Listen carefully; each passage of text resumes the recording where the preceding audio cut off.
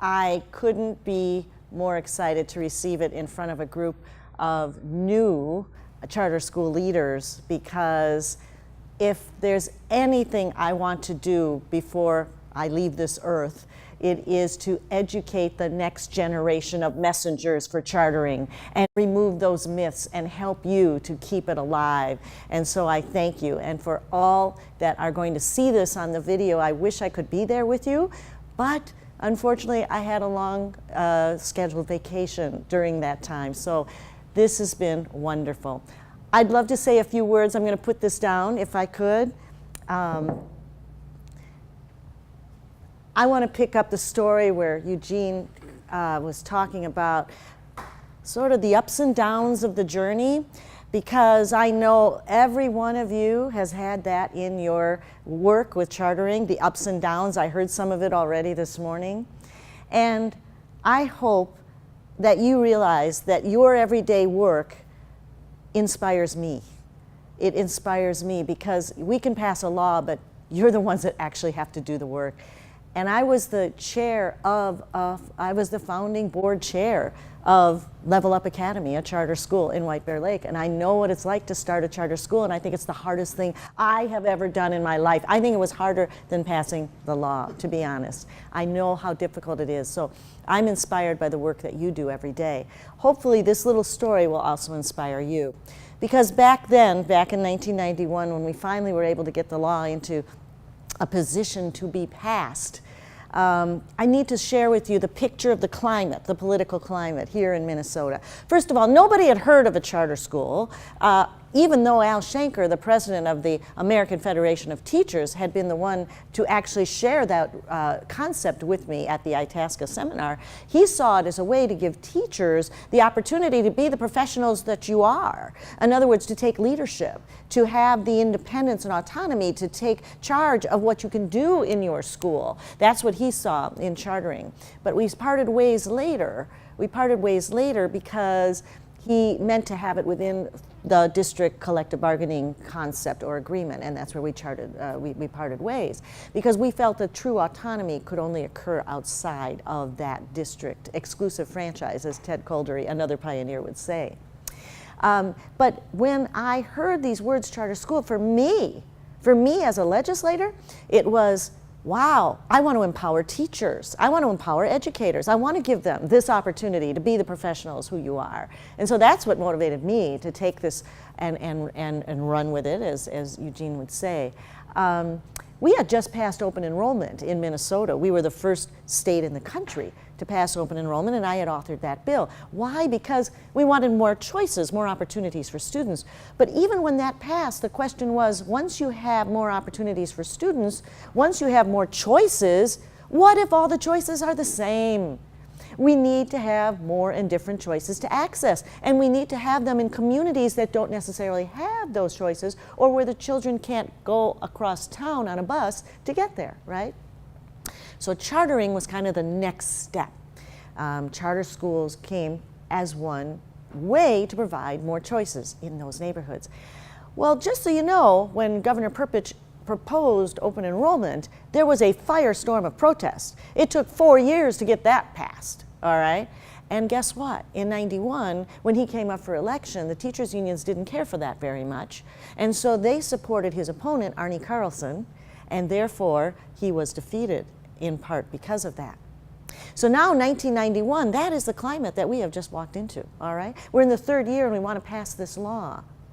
So what is the climate? First of all, we have a Democratic farmer labor majority in both the House and the Senate. I am a member of the Democratic Farmer Labor Party. I have been endorsed by labor all of my political life, from 1983 all the way up through when I left in 2000, except around this time. The Democratic Farmer Labor Party was obviously very influenced by the teachers' union. The teachers' union did not want to have chartering. And so the political climate was not very positive there. School boards didn't want it. The governor, who had just been elected with the union support, went even further and appointed as the commissioner of education the union lobbyist. So that was the climate when we started with charter schools. So how did this happen? Well, let me just tell you, and this is the personal part of it, it was the most difficult journey that I had in my legislative career. That last year in '91, when the opponents realized it actually could pass, like I said before, they didn't take it seriously until we had strategically gotten it into the conference committee. When they realized that it could pass, they let loose everything against chartering. The myths were coming everywhere. And in the back of my book, I actually have their brochure of all the myths, the opening the door to vouchers. I don't even support vouchers. You know, all these other things that, that they said. Believe it or not, these are still the myths that we hear today. The very same myths in schools all over the country. You know, that it takes the money from the districts, all of that. You've heard them before. And so the unions were in full force against this. I am a union-endorsed Democrat. The person who was the head of the teachers union in Minnesota at that time was my constituent. She door-knocked with me in earlier campaigns. The lobbyist for the Minnesota Education Association, or the Minnesota Federation of Teachers at that time, Barry Nowak, was not only the lobbyist, but he had been my 9th grade math teacher. That's how close this was. Obviously, I was losing friends fast in the union world, and they did not like what I was doing at all. And I think in some ways, it only inspired me more to just, I had gone this far that we had to make it happen. What happened finally, near the end, is it got severely compromised in the conference committee. And the 3 compromises, you'll understand, general audiences generally don't.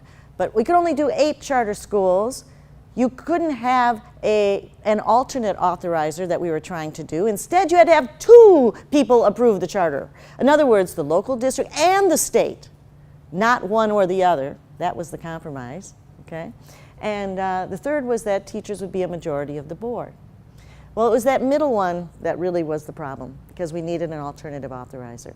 And I went home and I cried at that night, because I thought there would never be a charter school, ever. Who would ever be able to get double authorization? That was just not going to happen. And so the question we had to go to was, do we pull the bill back and go back for year 4, or do we take it through and see what happens? And that was the deeply compromised bill. But as compromised as it was, the unions still were out to kill that bill, even as compromised as it was. And so we're off to the final 2 days of the session. The bill comes up in the education omnibus bill on the House floor. And it's all about the House now. Are we going to get it through? Are we going to get the final bill through with this piece of chartering in it, as compromised as it was? And I was watching the debate, and it did not look good. I was watching the debate in my television in my office. It did not look good at all. And so they took a vote, and I'm like putting my hand over my eyes because I didn't want to see the vote. And all of a sudden, in the middle of the vote, they take a long time, you know, the Speaker of the House grabs the gavel and he puts it down on the desk and says, "The Secretary will close the roll." And I look up, and it passed on the most important vote by 3 votes. That was it. Chartering passed by 3 votes. Years later, when we interviewed the Speaker of the House, Bob Vanasek, we found out where he stood, because nobody knew then. We found out 2 things. One is that the House Speaker is the only one who can see the votes accumulate as they're voting. Nobody else can. He alone can close the roll whenever he wants. And he closed it when there were 3 votes ahead. Now, that's interesting, because the other thing I found out is that 10 members of the House had not voted. And most of them were Democrats.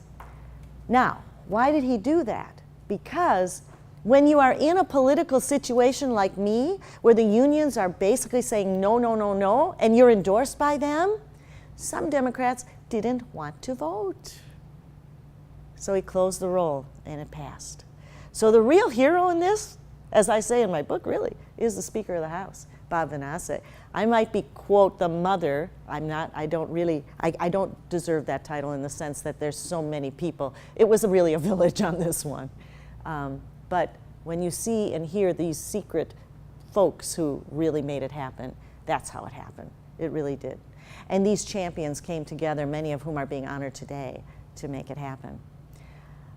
I still felt when it passed that a charter school was never going to even be created. But then just shortly right after that, I knew something had happened that was beyond anything I imagined. And that was Senator Durenberger, a Republican United States Senator, within days lauded the passage of this bipartisan bill on the US Senate floor about choices, public school choice, this new idea that had come through Minnesota. Wow, really? And then, to my great appreciation, about a week later, we received a press release from something called the Democratic Leadership Council, a national group that were maybe more moderate Democrats, which is basically where I sat. And it was signed by somebody by the name of Bill Clinton, who was the governor of Arkansas at the time. He was the president of the Democratic Leadership Council. Again, lauding the passage of this bipartisan bill that was about ready to create public school choice. So we had Republicans and Democrats, and that to me is why chartering succeeded back in 1991 and why it still is in the US today, 27 years later, because it was something that really was passed by both parties together. And as long as it stays bipartisan, it will be sustained. I'm concerned in some states it's getting more partisan, and there's reasons for that, but it was bipartisan, and that's part of my message. Because in the end, in Minnesota, it passed by a coalition. Now think about this. It passed with only 42% of the majority Democrats and 56% of the minority Republicans. You don't hear that today, where you allow a subunit of the majority to pass something with the other party. So compromise here was not defeat, and in fact, here was an opportunity to bring parties together, something we don't see today. And I even wonder if we'd pass chartering in the climate we have today. So we must keep chartering bipartisan. We must keep the myths away, and therefore, that's why I've been spending my time since I left the Senate in any way that I can help to educate folks about chartering and the myths, because when people hear about it and understand it, they support it. And it's the only thing that I know of that for many, many years, up to last year, over 2/3 of America supported. It's gotten a little bit fuzzy now with the new administration, and they're getting it conflated with vouchers, and that's affecting it. But really, 2/3 of America, when they understand public school choice, they want more opportunities for their children. They want to see equal opportunity for every child. They want to see freedom of choice. They want all of those things.